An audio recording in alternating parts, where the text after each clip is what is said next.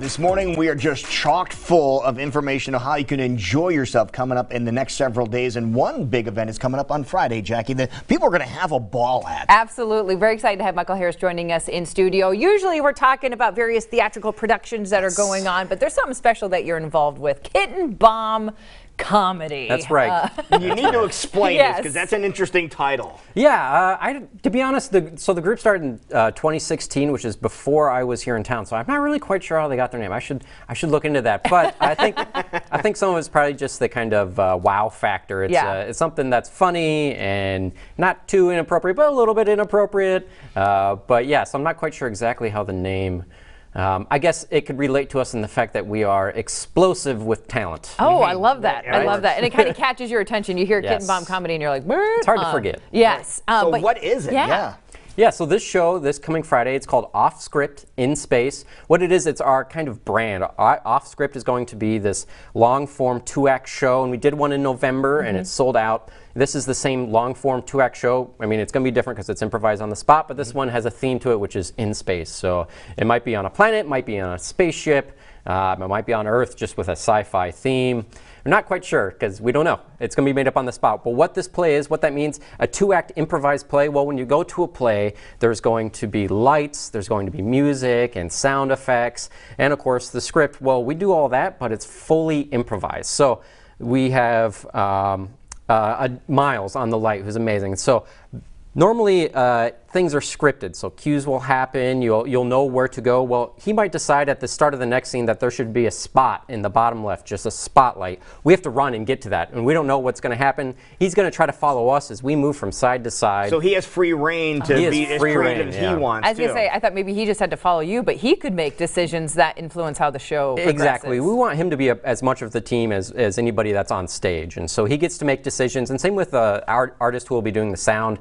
They get to maybe start a scene with music or some sci-fi sounds or maybe some lasers, so then we know we're in a war or something like that. Or he can just kind of play along and help out what's going on in the scene. So when you say fully improvised, you mean totally improvised. The people that are acting, we're talking about the lights, the sound, everything, the whole shebang. Yeah, the only thing that's scripted is the fact that there's going to be some suggestions that will play into the play. The house manager at the top of the show will get a few suggestions, such as a noun and then some type of active form before it, and then what we call a modifier. He will also get a name of a planet that doesn't exist and the name of the play that you're going to hear for the first and the last time. And so in the show, we know we're going to try to get that name of the play out. You know, we're going to try to say it in the show, like just in most plays, whatever the title is. At some point you hear that title, hopefully in around a climax or something important.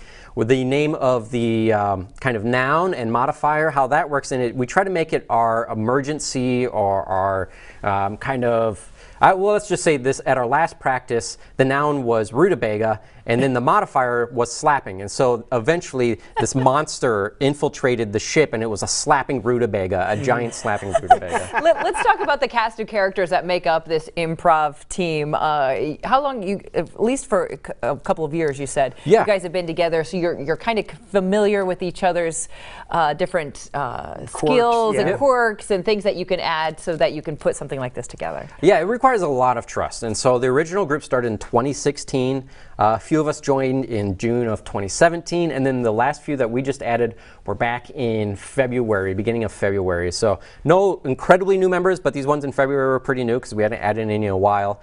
Total in the whole entire troupe, there's 10 of us. There's 7 performing at the show, which is plenty for a theater show. Trying to get everybody on stage and have a meaningful part for sure. But it really helps to have trust. We have some amazing members in our community, and they're usually all involved in other things. We have members. I was going to say, what do these other people do? Sure, we got members who are in other improv troupes, like Chowdown, which performs at the Social Club. We have people who are in stand-up comedy, and then a few of us that do theater as well. And so you kind of got a diverse group, age ranges, younger people quite a bit older. So it's a nice range, super talented, very diverse. We are just very lucky to be able to kind of, when we held auditions last in February, we had like 30 people show up, and it was amazing because we only needed to fill like 1 or 2 spots. Well, we ended up taking like 4 or 5. because there's just so much talent here in the city. I love hearing that. Okay, so as you mentioned, last time you guys did this, sold out. Yes, so it was in November. We had 160. We ended up adding 20 more seats. We got up to like 180 something. Wow. And so it was completely packed. This time, we don't plan on being able to add that many seats. We want the view from the audience to be better. So we only want to sell around 140. So this one is already starting to sell fast, and it's going to sell out. So you need to get your tickets, which is pretty easy to do. You just go to kittenbombcomedy.com. Okay. And then we have a little code here for anybody who's watching. If you go to Iowa Live, if you put that in, use the code Iowa Live, you'll get 30% off tickets. Oh, and that's awesome. That's not one ticket. That's any ticket you're going to buy. So if you're going to bring your family, if you're going to bring some cousins, a date, anything like that, there is a bar. You get 30% off. The tickets themselves are only $12. I was going to say, what's the ticket price? Yes, $12. they're only $12, so they're already affordable. Right. And 30% off is going to bring it down, so it's definitely a show that anyone can go to, except for age restrictions. I would say that this is more of an adult show. I'd say 16 and older to make this to be more it's an adult show, but it's not a dirty show. Correct. Right? No, it's never really dirty, but you know, a word might fly here or there. So we want to try to keep it adult as far as people who are going to be in the audience. But definitely, we've got lots of families coming. People bring their cousins. We do see 16, 17-year-olds there, and it's definitely not inappropriate for them. Okay. All right. You say you have 7 performers that are going to be on stage coming up this Friday. And what do these people do for a living? Because I'm sure this isn't their full-time job.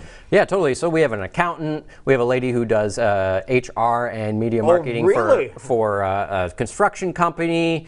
We have a person who works at like an anime type they kind of like ship anime magazines all over. We have another news host that's in our team. What else? I mean, I work at Wells Fargo, like half the city. So a whole diverse group of people coming together. Yeah, especially when you get into people, as everyone's in their 30s and 40s, everyone's going to have a more type of established job. It's not just a bunch of young kids who are serving at a restaurant or anything. Yeah, no, this is what we want to make sure everyone knows. One show. Yes. One night only. One night only. Okay. The show's made up on the spot. Even though we rehearse, we are just how do you rehearse improv? That's a good question. Yeah. So we have those suggestions, and so it's really trying to figure out how we get those suggestions and then hit our time marks. So the first act's always going to be around 40 to 50 minutes. The second act's always going to be around 30 minutes. And so it's trying to hit those and really trying to work on the arc of a show. So I was really working with the team doing climax arguments is what I was calling it. So in A View from the Bridge, there's a scene at the very end where these two kind of brothers, one from Italy and one that's here stateside, are arguing, and they end up fighting with knives, and they're yelling at each other. Well, in improv, you're not supposed to argue. It's like a big no-no. No arguing, because it's not fun to watch. But it's different in a theater show, because an argument has some type of, you're bringing in the history, you're throwing out very damaging things to someone else that really hurts them to their core, or maybe you're pleading with them and trying to get your love across in a very emotional manner. So that's things we work on, bringing that into improv that generally isn't ever there, to make it more like a play.